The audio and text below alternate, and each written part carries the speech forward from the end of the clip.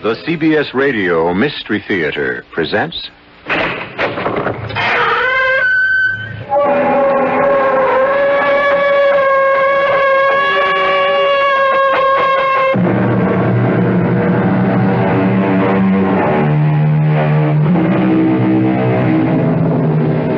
Come in. Welcome. I'm E.G. Marshall. From ancient days to the present, mankind has believed in ghosts. Some claim to have seen them, heard them, and even touched them. There never was any question about the terror of such an experience, real or imaginary. Even today, we read in our newspapers about apparitions and spirit messages which have no reasonable explanation.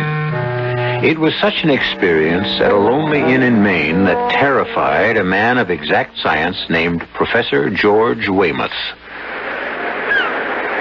You saw what there? 100 yards offshore. An inverted funnel of water like a shroud, a winding sheet, the garment of the dead. Oh, come now, Colonel Pingree. A shroud? Just the wind whipping a wave crest into an inverted cone. You look as if you'd seen an apparition. Don't tell me you believe in that kind of thing. You said your name was... Weymouth. Weymouth? Yes. That could explain it.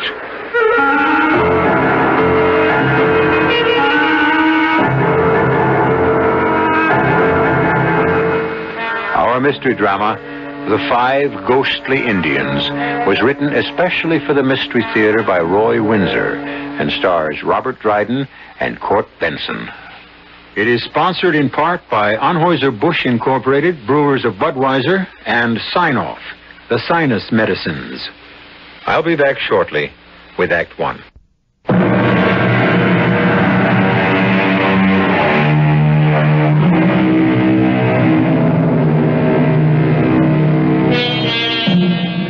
As we approach our country's bicentennial, we think proudly of 1776 and our independence.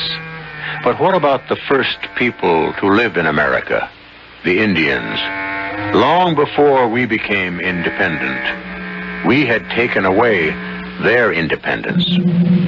Someone wrote, "The Pilgrim Fathers landed on the shores of America and fell upon their knees. Then they fell upon the Aborigines." An Englishman exploring the coast of Maine in the year 1605 captured and killed 5 Indians, and the bad relationship began. His name was George Weymouth, and this is the story of what happened to his present-day namesake. Look at this. An Indian arrowhead. Hello there! What? Oh, hello. Well, heard you'd arrived at White Pines. My name's Pingree. Colonel Caleb Pingree. How do you do, Colonel? George Weymouth. You don't mind me butting in this way? If you do, say so, and I'll finish my walk up the beach. Oh, certainly not. I was just about to walk back to the inn. It's growing dark, and I'm chilled. Yes. Oh, that's a cold-looking ocean. Forbidding. Well, come along. We'll have a cup of tea in front of the fire in the lodge. That sounds inviting. Oh, look here. Just before you hailed me, look what I found. What's this? An Indian arrowhead among the rocks? Well, that's unusual. There's a design on it. Here, let me rub off more of the moss. It's heavily encrusted. Must have been here for hundreds of years. Look. Drums. I beg your pardon? Drums. Indian drums. Hear them? Drums? What are you talking about? I don't hear anything. Here. Any idea what this design means, Colonel? Well, they're gone. They're gone. What? You didn't hear the Indian drums? No. When you rubbed the arrowhead, I distinctly heard drums. When you handed it to me, the drums stopped. Yes, well, let's not worry about them. Take a look at that design, Colonel. A diamond figure enclosing another diamond figure. Oh, that is very unusual. It means medicine man. Why unusual? Because a tribe's medicine man hardly ever went into battle. He was called a shaman and had great authority because of his special guardian functions. That's why he became known to us as a medicine man.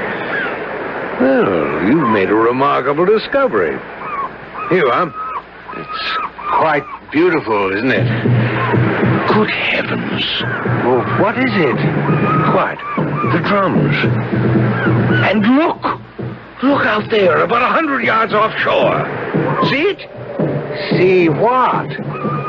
I see white caps as far as I can see, nothing more. And drums? You're hearing things, Colonel. Look there! Follow where I'm pointing. See that inverted funnel of water? It's like a shroud. Don't you see it? I really don't. May I have the arrowhead? Yes, of course. Well, the drums have stopped. And that funnel of water is gone. You're a romantic, Colonel. Yes. Do you know what I'd do with that arrowhead if I were you? I'd throw it in the ocean. I certainly won't do that. You said it was unusual. My young daughter will treasure it as a wonderful souvenir. You're not pulling my leg, are you, Colonel? I assure you I'm not. What did you say your name was? Weymouth? Yes. George Weymouth. I'm an assistant professor of zoology. Weymouth? Yes, that could explain it. Explain what? Do you know anything about the history of your surname? No, not too much. There have been Weymouths here since the Revolutionary War. General Tad Weymouth. The name goes further back than that, Professor. I think I'd better tell you about it.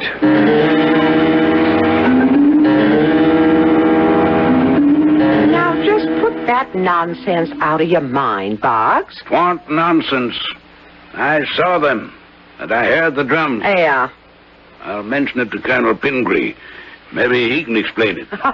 You're two of a kind, you and that old daydreamer. Don't know how you stand listening to his same old stories over and over again.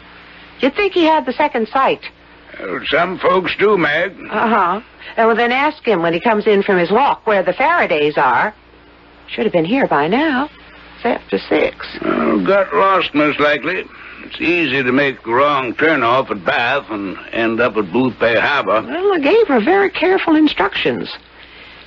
Seemed a nice young woman. They're staying a week. Well, we can use the money. Summer wasn't so bad, Boggs. And after they leave, there'll be just us and the cats. Yeah. I'll miss Colonel Pingree. Don't see why.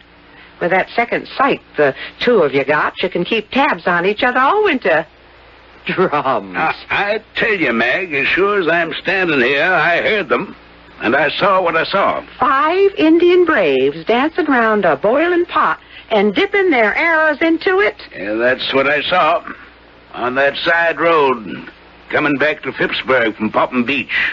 The drums were rolling, and there they were, right in the middle of the road, heads down and dancing in a circle. Oh, lucky you didn't run 'em over. Well, I'd best be getting to the kitchen. The colonel and that professor ought to be back soon from the beach. Maybe you'd better build up the fire and offer them some tea when they come in. What's that professor's name? Weymouth? Why? Weymouth. Seems to me... Oh, Boggs, now what? Never mind. I'll speak to the colonel. Well, you keep your ears open for the telephone. If the Faradays did get lost, they'll be calling in. It's almost dark now. And it's hard to find the place. Oh, it feels good in here, Colonel. Well, the fire will feel better. I want to change my shoes. My sneakers got wet.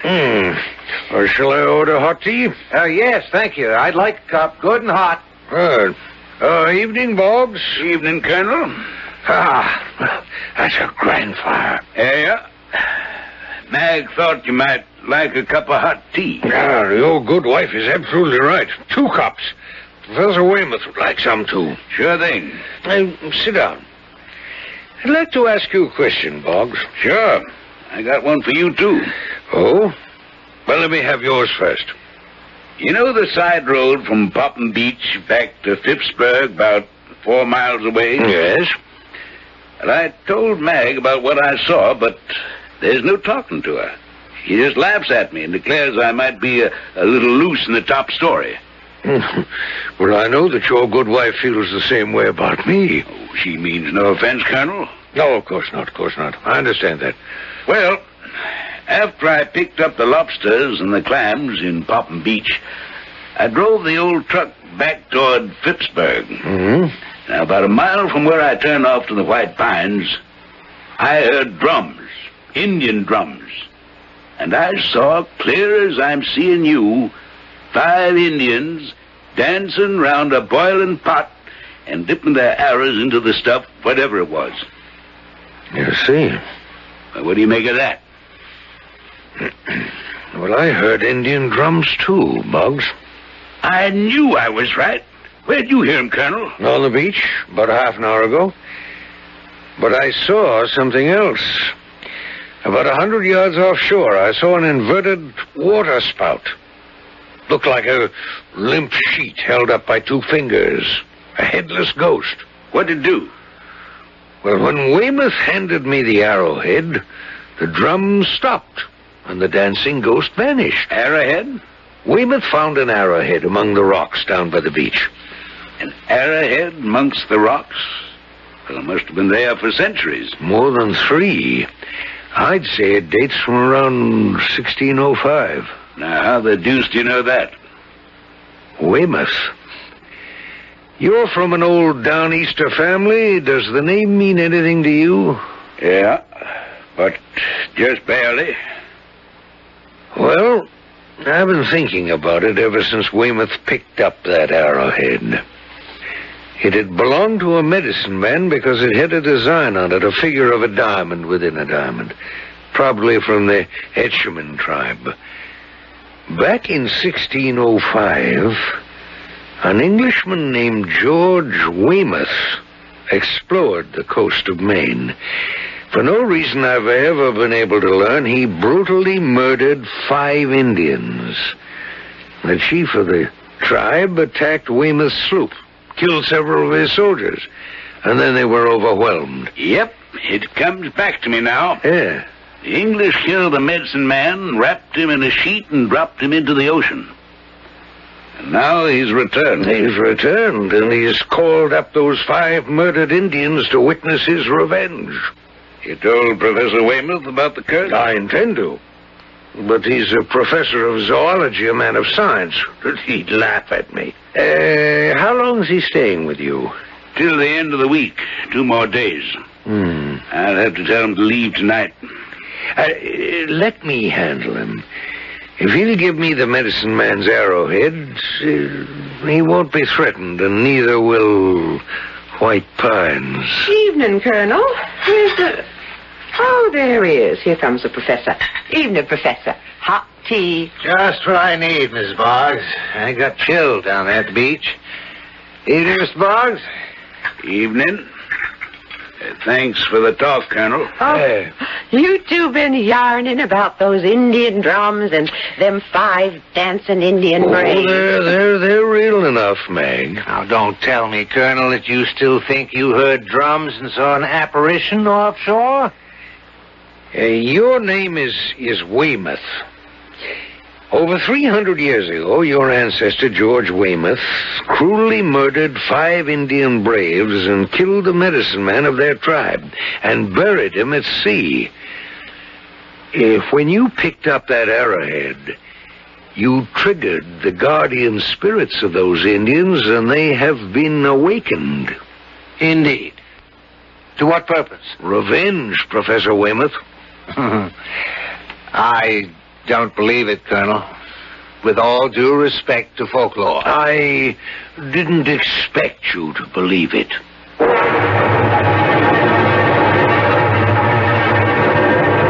If Colonel Pingree and the innkeeper Boggs swear that they heard those celestial Indian drums and saw those apparitions, why should we disbelieve them? They are otherwise normal men. Psychic phenomena is not nonsense, despite the disbelief of Professor Weymouth, whose name links him with a brutal crime committed over 300 years ago. I'll be back shortly with Act 2.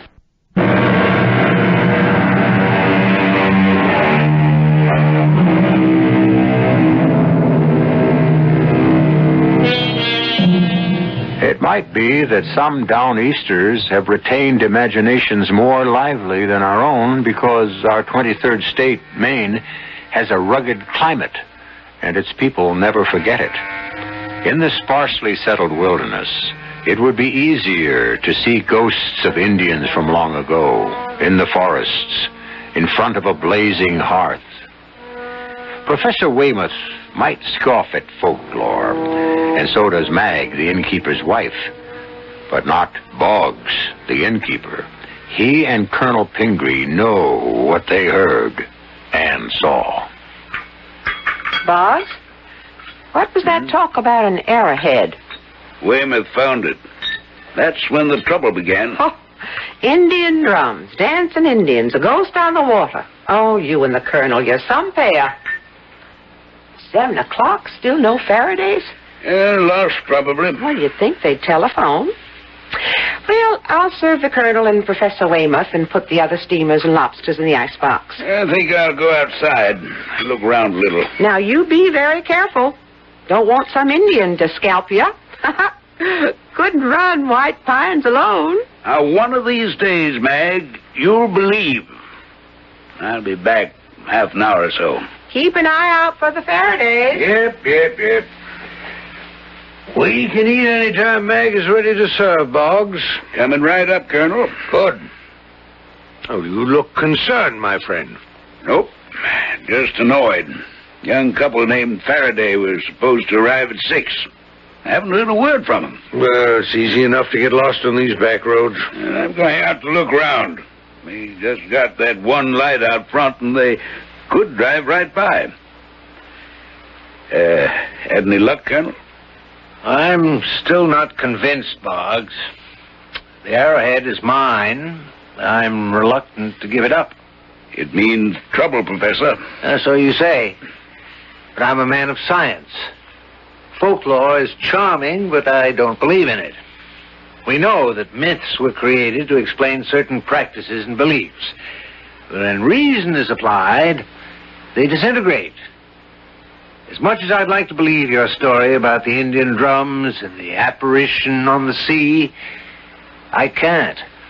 Well, then, Professor, I'll have to... No, Boggs, not so fast. Take your stroll and leave this to me. But I don't know, please. Well, I'll say good night to both of you. Good night.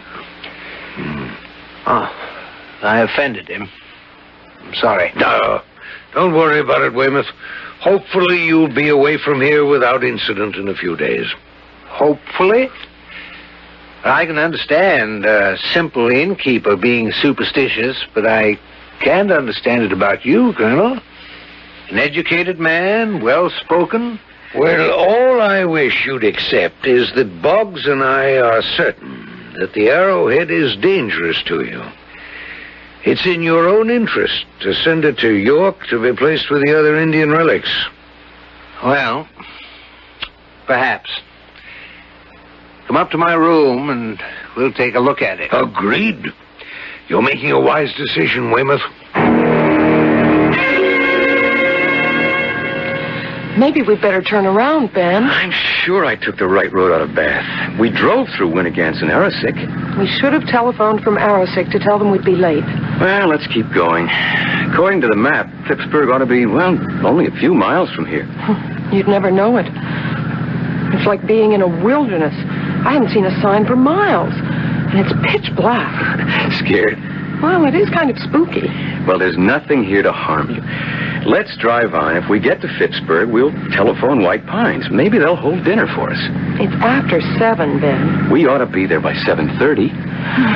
Unless we're on the way to Booth Bay Harbor. I have the arrowhead in my bureau drawer. I'll regret giving it up, Colonel. Well, you'll regret it more if you keep it. Ah, here it is. Deadly looking, isn't it? But quite beautiful. Well, good heavens. What's that? A regular gale. And the sky is clear and the water calm. And there's fog all over the windows. Put down that accursed arrowhead and stand back, Weymouth. Look out! Look out! It smashed out one of the windows. Weymouth, come here.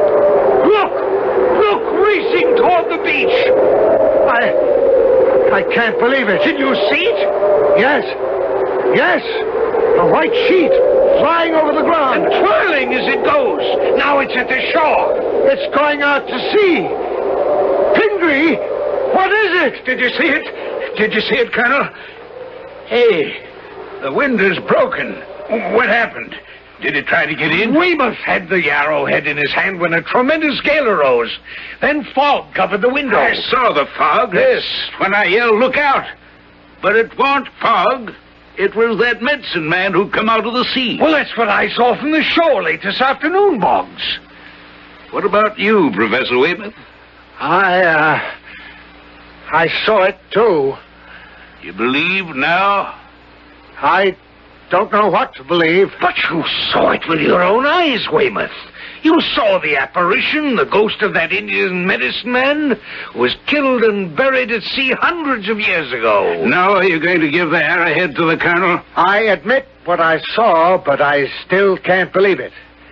My training and my mind refuse to accept the idea of an avenging ghost. What I saw might have been an illusion. That busted window ain't no illusion, Professor. Well, that might be explained in some way other than the fantastic notion that a ghost, which is weightless, could have broken that window. Now, what's all the excitement about? Boggs. The window. The ghost of the Indian medicine man paid Professor Weymouth a visit. What? Now, that's just crazy. You mean something that weighs less than a sheet of cheesecloth broke that window? Ask him. Professor? I don't honestly know, Mrs. Boggs. Now, you were honest enough and you admitted seeing it, Weymouth. That's true. I did see something like a shroud, a winding sheet, trying to break through the window. A great wind preceded its appearance. Then the wind died down, and the thing, twirling like a top, flew back to the beach and out to sea. And you saw it? It may have been an illusion, but yes, I did see something. I'll pay for the window, of course, and I think I'll check out tomorrow, if you don't mind. Professor, you mean you're scared? Say I'm prudent. It was that ancestor of yours, George Weymouth. He was cruel to those Indians, and they want to avenge themselves against the person who bears that name. I'll give you the arrowhead in the morning, Colonel, and head back home.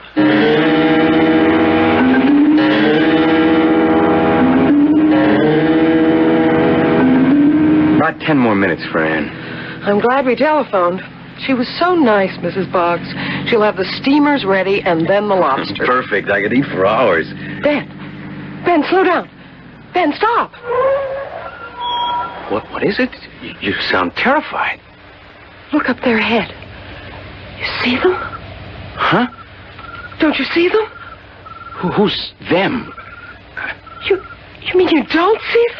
I don't even know what you're talking about, Fran. The Indians. What? Indians. 5 of them. They're dancing around a big pot. And listen, drums. Indian drums. Hey, come on, you're pulling my leg. Indians dancing around a pot. I don't see a thing as far as the headlights carry. You all right, Fran? Of course I'm all right. You mean you really can't see them? They're dipping their arrows into the pot as they dance around it. Toledo, you must have flipped. I assure you, honey, there's nothing in the road. Nothing. There is. I tell you, I see them.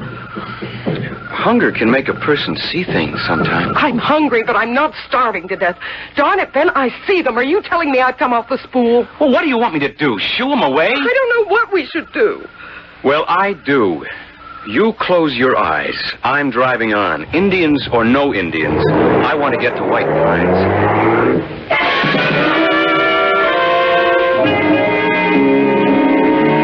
Faraday's ought to be along any minute. Yep. Now what's fretting you? Weymouth won't listen to reason. I'm glad he's leaving in the morning. If he wasn't, I'd tell him to get. Just because he won't do what you and the Colonel want him to? There's a curse on the man. An old Indian curse. What if that thing had gotten into the room and killed him?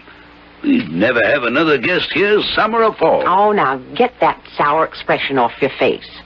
It's almost 7:30. You stay here at the desk and wait for the Faradays. And be pleasant. I'm about ready to serve them steamers. Oh, that's them, Boggs. Evening. Hello there, Mr. Boggs. Yep. Glad you made it. Evening, ma'am. Good evening. Have trouble with the road? Well, no, the directions were fine. We just weren't sure we were on the right one. But it worked out. What a fine inn you have here, Mr. Boggs. Oh, it's lovely. Look at that lodge room, Ben, with logs blazing away in the fireplace. Fran, why don't we go in and have a drink in front of the fire? I can bring in our bags later. Never mind the bags. I'll fetch 'em. If you'll give me your keys, I'll park your car off the road. My wife will get you a drink, and you can have dinner any time. Steamers and lobster. Hope you like 'em. Perfect. Nothing better. All over your scare, darling? Oh, Ben.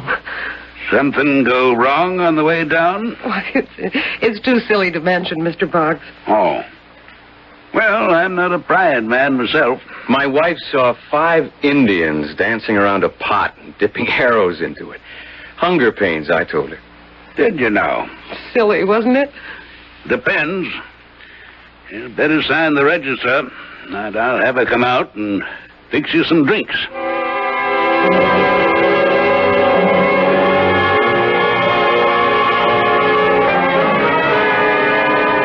Well, we'd better go down to dinner, Weymouth. Right. It's after 7:30. Still got your appetite? Oh, yes. I'm recovered now. Quite an experience for you to tell about back home. A phenomenon. I can't quite yet encompass what happened. I'll accept it. Give me the arrowhead and tell your story on a wintry night to that little girl of yours. Of course, it's not a story, not fiction, because it really happened. It was strange. I know what I heard and saw, but there must be a rational explanation for what happened. Including the breaking of the window? Even including that. It must have been some freak kind of pressure. I have nothing to fear from mere ectoplasm. Well, maybe you don't have anything more to fear, but don't count on it.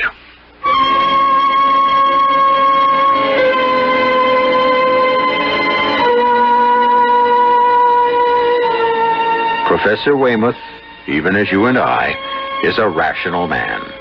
He accepts only what he can touch or see. His mind rejects the possibility of ghosts. But is there anyone who doesn't know of a haunted house? Haunted by what? A specter? Yes, indeed, Professor Weymouth. For all your education, you cannot prove they don't exist. I'll be back shortly with Act 3.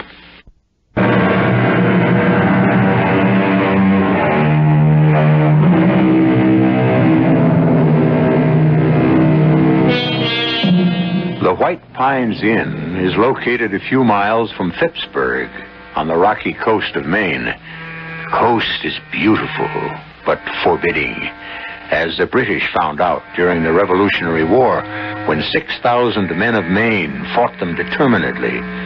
Maine remembers those days of hardship and remembers her even earlier history. The first settlement in 1620 on the Saco River, the Abnaki and Etchemin Indians of the Algonquian family. And who is to say that the spirits of those dead do not still inhabit those huge forests of white pine, fir, spruce, and birch? Excellent dinner, Mag. Excellent. Oh, thank you, Colonel. Oh, very good. Best steamers and lobster I ever had. Yeah. Not to forget the Indian pudding. Well, that's real enough. Nothing ghostly about that, Professor Weymouth. You want coffee here or in the lodge room? Well, let's have it in front of the fireplace, Mag, if you please. And introduce yourselves to that nice young couple they're finishing up. Name's Faraday. Yeah, I'll do that. Faradays seem as content as we are. Good evening. Good evening. I'm Ben Faraday. This is my wife, Fran. How do you do? I'm George Weymouth, and this is Colonel Caleb Pingree. Oh, pleased to meet you, sir. Yeah. Colonel, will you join us? Well, thank you. I'm glad you arrived. Boggs and his wife had begun to worry about you. You lose your way? Well, we thought we had, but we were on the right road all along. And then the sun dropped out of sight, and it was so dark, I just crept along. Oh, we had an unexpected adventure. Then they wouldn't be interested. Well, certainly we would, Mrs. Faraday. Up here, anything unusual is welcome. It gives us something to talk about. Just seeing new faces is a treat. Especially yours, Mrs. Faraday. Why, thank you. Where are you from, by the way? Lewiston. You? Brunswick. I teach zoology. The colonel here just enjoys life. I suspect he's got a chest of old gold in his attic, and he's a mine of folklore about the Indians who used to inhabit these forests. Well, that's not quite true about the chest of gold, but Indian legends are my hobby. And we've just experienced another one. What? Well, it's true enough. Even Professor Weymouth has to admit what he saw. You saw something, Professor? I think so. When? Late this afternoon. Well, why are you looking so startled? Mrs. Faraday? Excuse me. You, experienced an Indian legend? 4 cups, cream, sugar. I'll leave the pot. No, thank you, Mag. Are you all right, young lady? Look kind of peaked. Oh, Indian legend. So that's it, Colonel. Got another listener to those Indian legends of yours. No, my dear Mag, I've said Now, nothing. don't let the Colonel pull your leg, Mr. Faraday. He and my husband, Boggs, sees things where they ain't. If fair ought to give me the creeps listening to the two of them. Say what they want to. There's no such thing as ghosts. What about the broken window, Meg? Well, that's just a freak swirl of wind. And the twirling shroud that scudded out to sea. Well, I didn't see it. Now, I'll thank you not to go scaring these young folks. You are not going to believe this, Mrs. Boggs. Go on, Fran, tell them. Well, not far from here, when I thought we were lost, Ben stopped the car, and the headlights cut a tunnel of light far down the road, and then I saw them. People see things when they're hungry. Maybe I was imagining things, but I'd swear I really saw them. 5 Indians dancing around a pot or cauldron and dipping their arrows into it. You have no doubt about what you saw, Mrs. Faraday? I saw them as plain as I see you. Well, Professor, I was inclined to disbelieve you and Boggs, Colonel, but this story of Mrs. Faraday's cannot be discounted. You saw the Indians. Did you hear drums? Yes, distinctly. What's this all about? Revenge, Mr. Faraday. What? Revenge for what? You'd better tell them, Pingree. You'll excuse me. I need some fresh air. I'll see you later, Colonel. He looks terribly worried, Ben. Yeah. Because he's the intended victim of an Indian's revenge.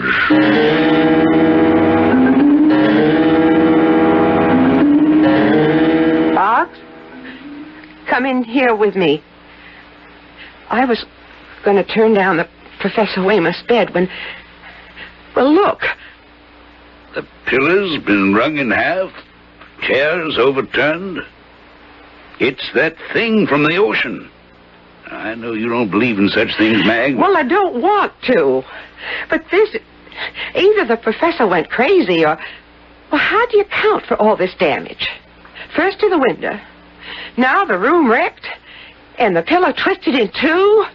Like wringing a person's neck until he was dead. The Indian medicine man.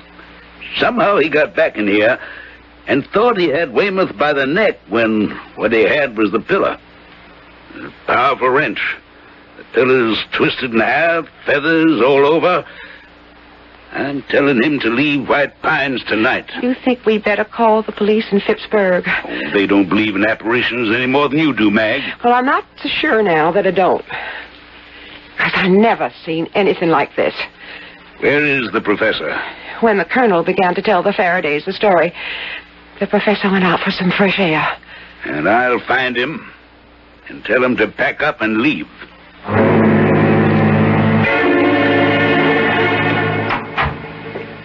Oh, Mr. Boggs.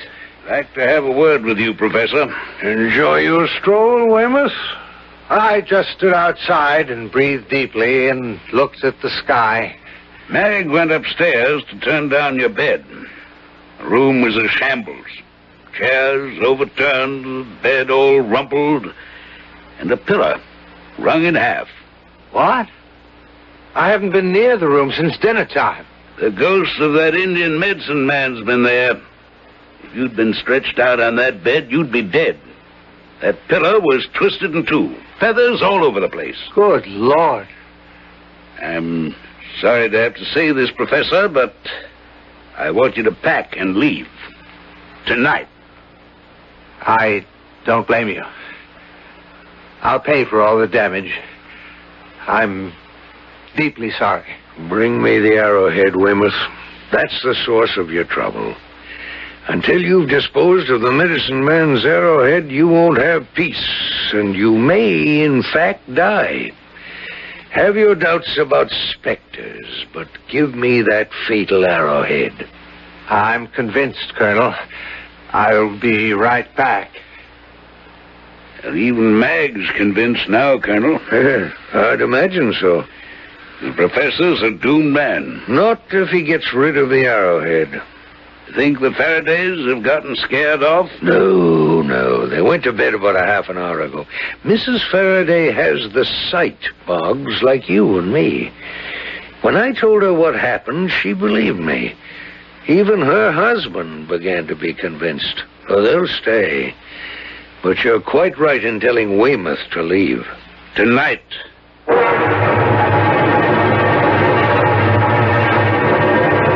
Fran, stop fussing and come to bed. I'm not fussing. I'm just thinking about what the colonel told us about George Weymouth and how he murdered those 5 Indians way back in 1600-something.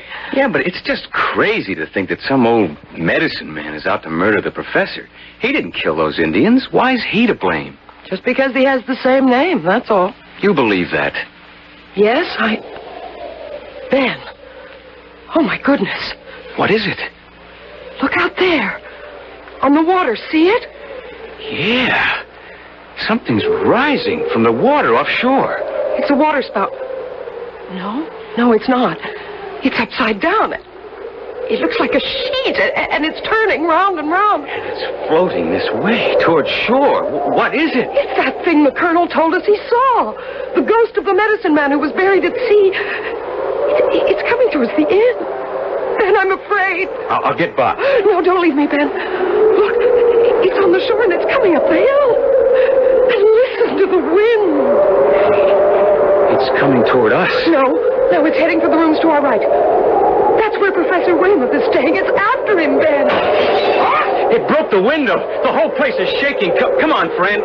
Let's get out of here. Colonel Pingree! Help me! The thing's got him, Ben. Colonel, Mr. Boggs. Open the door, Boggs. We have only seconds. Don't go in there, Ben. I have to.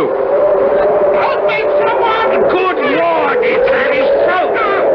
Help me, Boggs. Faraday. It's like canvas. Hang on! Pull it away from his throat. I picked up the arrowhead. Bring it downstairs. It's dragging me toward the window. It's twisting round his throat. Hold him round the middle. He'll be dragged through the window. Mag, find that arrowhead and throw it out the window. Hold the arrow. Throw it out the window. Throw it, Mag.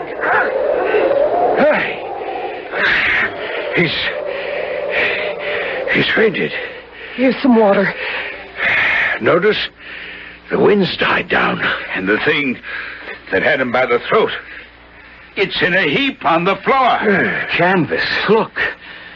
When I touched it just now, it crumpled in my hand. It's like dust. Oh, my throat. Oh, thank you. Heard you. You had a close call, Weymouth. You're lucky to be alive. Thank God all of you were close by, or it would have killed me. I'm very grateful. Can you tell us what happened? I can. I was looking out the window when I saw the apparition come out of the sea and drift this way. Then a great wind came up, and the thing kind of embraced the house. It was when the window broke that the professor began to cry out. It floated in like a small upside-down cyclone. I tried to stay out of its way, but it began to wrap itself around me. It was horrible. What in heaven's name was it? What could it be? You know, Amos. It was the ghost of the Indian medicine man come back to avenge the murder of those 5 Indian braves. It was your forebear who killed them, and the spirit of the medicine man has never forgotten. When you picked up that arrowhead, you aroused his spirit. Only by giving up that arrowhead could you break the fatal connection. Well, where's the arrowhead now? I threw it out the window, Professor. Oh. And something else. When it hit the rocks below, there was a burst of flame. And then nothing. I believe it. I believe all of it, Colonel. The 5 ghostly Indians. They did exist. Lucky for you, Weymouth, that you've lived to tell the story.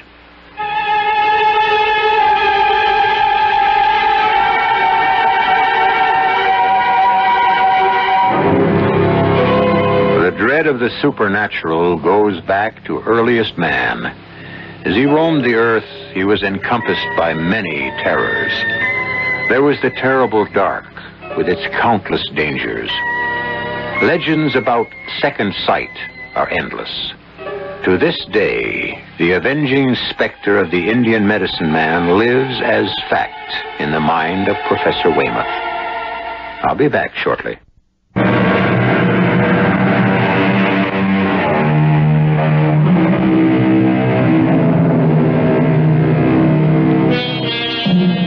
The fascination of terror is as ancient as the human race. It is stronger than our intellect, stronger even than our fears. It goes to the core of our very being. The brutal, unnecessary killing of 5 Indians in 1605 by George Weymouth laid a curse on those who bore his surname. Perhaps there is a kind of real justice after all. Crimes of long ago, unavenged, can be avenged. Our cast included Robert Dryden, Court Benson, Guy Sorrell, Ann Petoniak, Suzanne Grossman, and Jay Gregory. The entire production was under the direction of Himan Brown. And now, a preview of our next tale. Why did you allow her to leave so early? You and I have to talk. Well, whatever we say would be beyond her. Yes, if she's Group 3. Turn? How could Turn be an inspector? I suspect Turn because she's too perfect. Too absolutely Group 3. Well, suppose she is an inspector. What have you and I ever said to each other that's reportable? I am head of repair, You are Admiral of the Fleet, and we are about to be disenfranchised. Why? Corral cannot qualify for Group 1. He will fail the examination. But you took him to repair yourself. He was judged in perfect balance. Oh, yes. Because he was examined by a single practitioner, and I was present. Do you think he's out of balance? Oh, I know it. He's one of those. I refuse to believe that. You refuse to accept it. Radio Mystery Theater was sponsored in part by Buick Motor Division. This is E.G. Marshall inviting you to return to our Mystery Theater for another adventure in the macabre. Until next time, pleasant dreams.